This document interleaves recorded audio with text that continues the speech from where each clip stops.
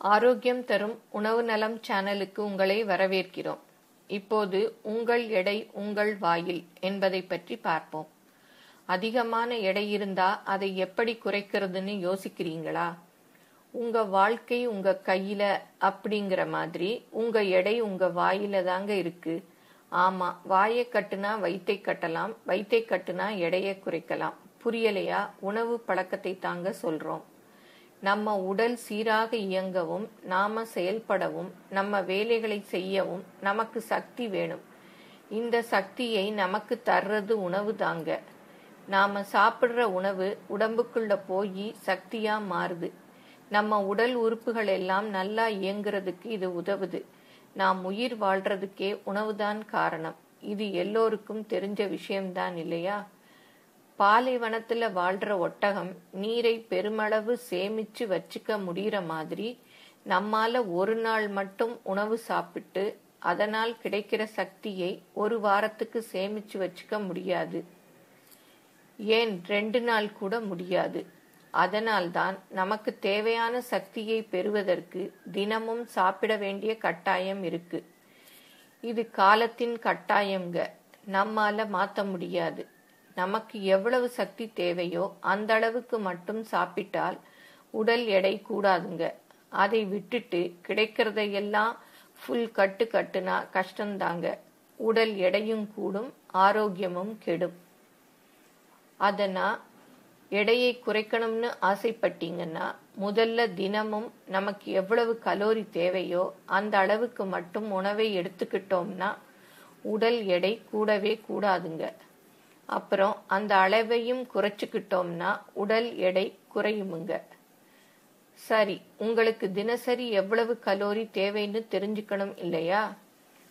30 வயசுல இருந்து 50 வயசு வரைக்கும் சிம்பிளான வேலை செய்யற ஆண்களுக்கு 2700 கலோரிகள் தேவை. 50 வயசுக்கு மேல 2400 கலோரிகள் தேவை. இதே 30 வயசுல இருந்து 50 வயசு வரைக்கும் இருக்கிற ஆண்கள் கடினமான வேலை செஞ்சா அவங்களுக்கு தினமும் 3200 கலோரிகள் தேவை. 50 வயதுக்கு மேலானா 2800 கலோரிகள் தேவை. 30 வயசுல இருந்து 50 வயசு வரைக்கும் உள்ள சிம்பிளான வேலை செய்யற பெண்களுக்கு தினமும் 2200 கலோரிகள் தேவை. 50 வயசுக்கு மேலானா 1900 கலோரிகள் போதும். அதே மாதிரி 30 வயசுல இருந்து 50 வயசு வரைக்கும் உள்ள பெண்கள் கடின வேலை செய்யறவங்களா இருந்தா அவங்களுக்கு தினமும் 2800 கலோரிகள் தேவை. அதுவே 50 வயசுக்கு மேல இருந்தா 2400 கலோரிகள் போதும். கலோரினா என்னன்னு கேட்டா அது சக்தியை அளவிடும் ஒரு அலகு. 1 கிராம் தண்ணீரை 1 டிகிரி சென்டிகிரேட் உயர்த்துவதற்கு தேவையான சக்தி தான் கலோரி. நீங்க அதிக எடை இருந்தா உங்களுக்கு தேவையான கலோரிகள்னு பார்த்தோம்னா உங்க எடை 80 கிலோன்னா 1 கிலோவுக்கு 20 கலோரி தேவை.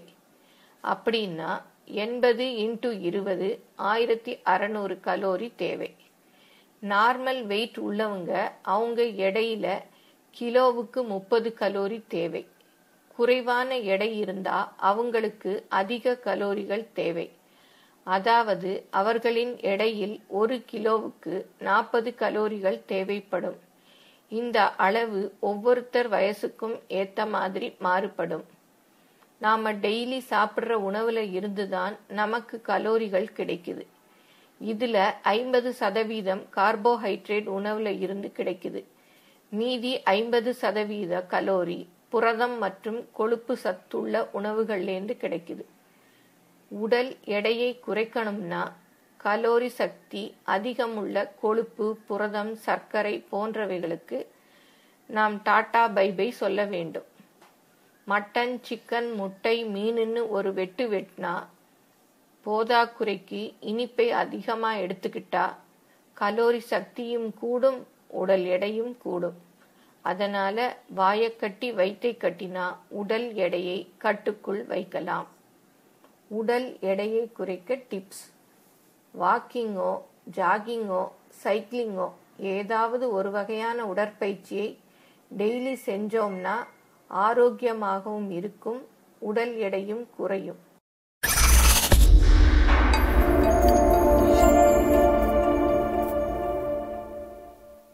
எங்களது இந்த பதிவு பிடிச்சிருந்தா லைக் பண்ணுங்க. இது பிறருக்கு பயன்படணும்னா ஷேர் பண்ணுங்க. மேலும் இது போன்ற பல பயனுள்ள தகவல்களுக்கு எங்கள் சேனலை சப்ஸ்கிரைப் பண்ணுங்க. நன்றி, வணக்கம்.